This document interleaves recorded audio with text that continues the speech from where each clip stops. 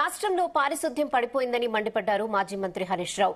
గ్రామాల్లో తాగడానికి మందు ఫుల్, ఆసుపత్రుల్లో మందులు నిల్ అని హరీష్ రావు ఎద్దేవా చేశారు. సిద్దిపేట జిల్లా జగదేవ్పూర్ మండలం తిమ్మాపూర్లో డెంగ్యూ వ్యాధితో మృతి చెందిన మహేష్, ఇంటర్ చదువుతున్న శ్రవణ్ కుమార్ల కుటుంబాలను ఆయన పరామర్శించి ఓదార్చారు. మహేష్, శ్రవణ్ కుమార్ల మరణాలు ప్రభుత్వ హత్యేనన్నారు. ప్రభుత్వం హైదరాబాద్కే పరిమితమైందని, ముఖ్యమంత్రి రేవంత్ రెడ్డి మొద్దు నిద్రలో ఉన్నాడని హరీష్ రావు విమర్శించారు.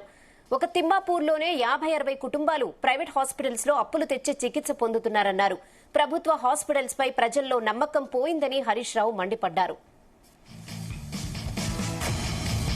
పారిశుధ్యం లోపించడం వల్ల అనేక గ్రామాల్లో కూడా వైరల్ ఫీవర్స్, డెంగ్యూతో ప్రజలు తీవ్రంగా ఇబ్బంది పడతా ఉన్నారు. రాష్ట్రంలో పూర్తిగా పారిశుధ్యం పడికేసింది.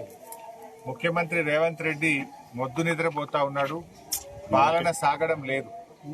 అన్ని వర్గాలు ప్రజలందరూ కూడా ఇబ్బంది పడుతున్నారు.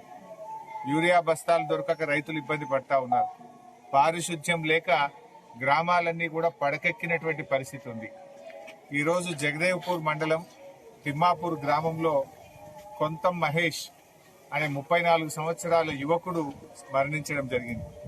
అదే గ్రామంలో నాయని శ్రావణ్ కుమార్ అని ఇంటర్మీడియట్ ఫస్ట్ ఇయర్ చదువుతున్న విద్యార్థి, 16 సంవత్సరాల యువకుడు ఇవాళ డెంగ్యూతో ఈ గ్రామంలో మరణించడం జరిగింది.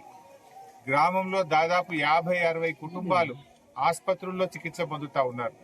అనేక మంది ప్రైవేట్ ఆసుపత్రులకు వెళ్లారు. ఇవాళ మొత్తం కూడా అప్పులు తెచ్చి ప్రైవేట్ లో వైద్యం పొంది చాలా కుటుంబాలు కూడా ఆగమాగం అవుతున్నటువంటి పరిస్థితి ఉన్నది.